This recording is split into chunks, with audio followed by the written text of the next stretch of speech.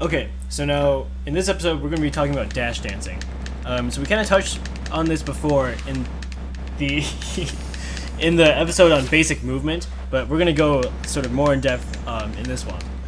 And so just as a reminder, when you tap forward or in a horizontal direction on the ground Can't do that. with your control stick, your character goes into a dash animation, which can be canceled into another dash in the opposite direction by just tapping the other direction like this, like what you see with Mario and Pit.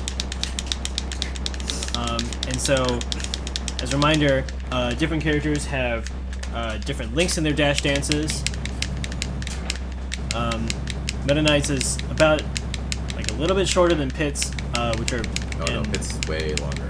Yeah, and Mario is the shortest of all the characters you see on screen, and then Marth has the longest of all the characters you see on screen. And so generally considered the longer the dash dance is better, because you can really sure cut them down as long as you want, but not every character can extend them as long as like Marth. So people like, I don't know if Sheik is the worst, but Sheik is one of the worst. She can only dash dance like this much, as opposed to Marth, you can go this far and have this much control over it. Right, and so now we're going to go into the basic uses of dash dancing. So first and foremost, it'll keep you moving as like a little bit of a mind game, kind of, sort of. That's not like its most major use, but So like, yeah. So, but like if your opponent is, say, the Marth, and he's like standing over jabbing, and you're dash dancing over here, like he doesn't really know what you're gonna do until you actually do it. and then people might like, if they think you're gonna go in, they might just like dash dance out, and then like I might just F smash, and during if you dash dance out of the way of the F smash, and then you can run in when I F smash, you're definitely in the range. I could like dash, and then he can come in with an aerial and punish a move. So dash dancing is useful for like baiting out a move. If you think they're gonna swing at you, you can dash dance out, avoid the move, dash dance back in, and punish whatever they're gonna do. Right. You can also use it, yeah, and that kind of goes hand in hand with like baiting out moves. If you've got a forward smash happy Marth, you can sort of dash dance outside of the range, bait out the F smash, and go into punish. And then something else that's important is tech chasing. And so what tech chasing is, broadly speaking, is when you have a character in knockdown, and you're trying to follow your opponent after he selects an option out of that knockdown state. And so something about Meta Knight especially is his down throw is super good for tech chasing, because it forces a tech situation at basically zero, and so you can dash dance and be ready with your dash so you can follow with a punish. Yeah. And so something we sort of feel obligated to include is the importance of the proper use of dash dancing.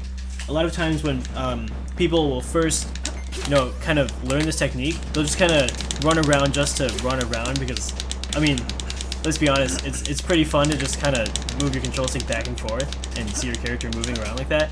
But really, if your opponent's all the way over where Meta Knight is right now, and you're dash dancing where Mario is right here, like, it's not doing anything at all. At any time, Meta Knight could still just run in with like a run-up down smash anytime you're just dash dancing over on the other side of the stage. The importance about dash dancing is that it has to be at least somewhat like kind of close to your opponent, otherwise it doesn't have any effect. I mean, you can still do it. There technically isn't a harm in doing it. It still does keep you moving, but it's not exactly accomplishing much when you're on opposite sides of the stage. So it's not bad, but it really isn't too helpful. Right. What was I gonna say? Yeah, so main things to remember about dash dancing is do it sort of close to your opponent in order to get the full benefit, which is to bait out moves, to be able to punish and lag on moves, and sort of learn the importance of like being able to stay moving and be able to react quickly to things. So, one pretty good use of dash dancing also is if you're facing a projectile character or a character like Peach who like uses items, like pulls up turnips. is if you're facing a Peach that likes to throw turnips, or like a Diddy Kong who likes to take their banana or peanuts and throw it at you, what you want to do is you want to stand where you know they can't hit you, but if they try and pull a turnip or a banana or whatever, then you can just run in and grab them. So another use is you can keep moving in a range where you threaten them to the sense of I can run in and do whatever I want, but you're also out of the range where they can just be like, oh, F smash. If you can find that balance, which is going to take a long time and learning hitboxes and knowing characters, but once you figure it out, dash dancing becomes much more useful, because then it's not just kind of like a cool thing you do with your friends, it's actually useful and actually really cool if you can get it down really well. I wish I actually had a thing from yesterday when I was messing with Thomas. But yeah, once you learn how other characters are and what their options are compared to yours, and you know the range you can dash dance in, dash dancing becomes a lot more useful. So it's a tool that you can learn easily, but it takes a long time and a lot of thought to actually master. So yeah, it's very basic, but it gets very difficult later on.